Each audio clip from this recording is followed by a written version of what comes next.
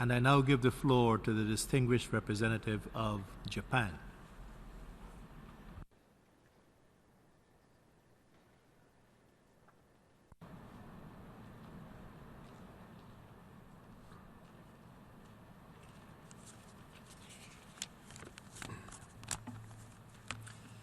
Mr. President, let me join others in thanking the coordinators for their dedicated work on the 2 draft resolutions under Agenda Item 78, Oceans and the Law of the Sea.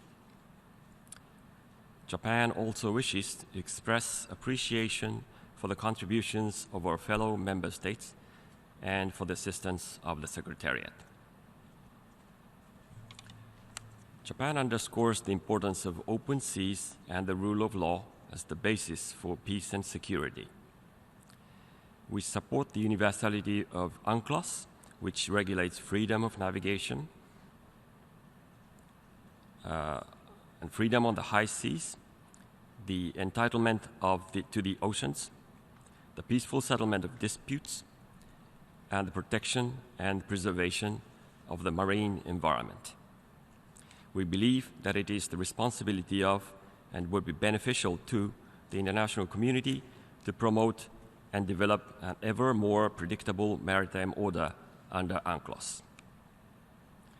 This year's draft resolution, Oceans and the Law of the Sea, confirms our commitment to a rules-based maritime order and covers a wide range of oceanic issues.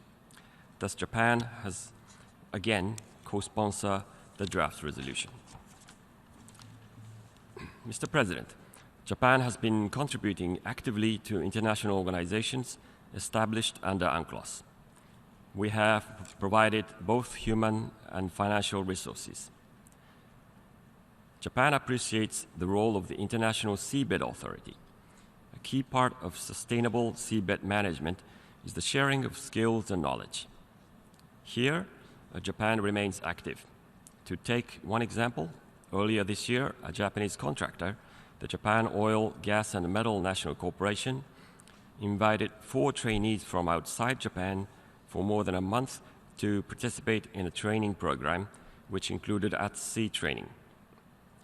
Another contractor, the Deep Ocean Resources Development, plans to offer a similar program for 5 trainees next year. Japan hopes that these overseas trainees will take full advantage of this opportunity and play active roles in maritime affairs in their home countries.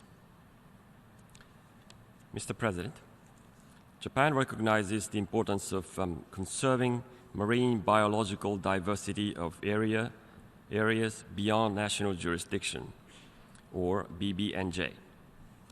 We support the development of a well-balanced, effective, and universal legally binding instrument under UNCLOS on the conservation and sustainable use of BBNJ, and have actively contributed to the discussion to this end, including at the ongoing international conferences. Japan submitted measures at the 5th Our Ocean Conference in October, including improving marine law enforcement capacity and furthering international cooperation and research on oceanic litter and debris in Asia.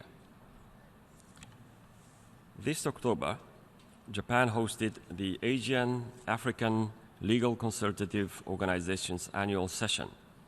Here, we discussed the progress and future development of the law of the sea and the marine order based on UNCLOS, and made a presentation on deep seabed resources development technology developed by Japan.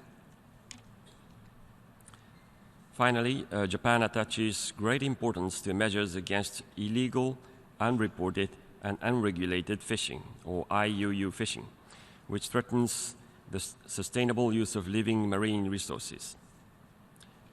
Last year, Japan concluded the Port State Measures Agreement, and we encourage countries which have not yet done so to do the same. Japan is determined to reinforce efforts to eradicate IUU fishing in cooperation with other countries, including through regional fishery management organizations.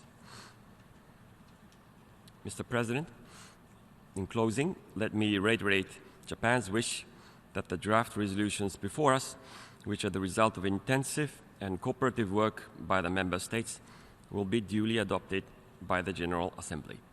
I thank you. I thank the distinguished representative of Japan, and I now give the floor to the distinguished representative of the Maldives.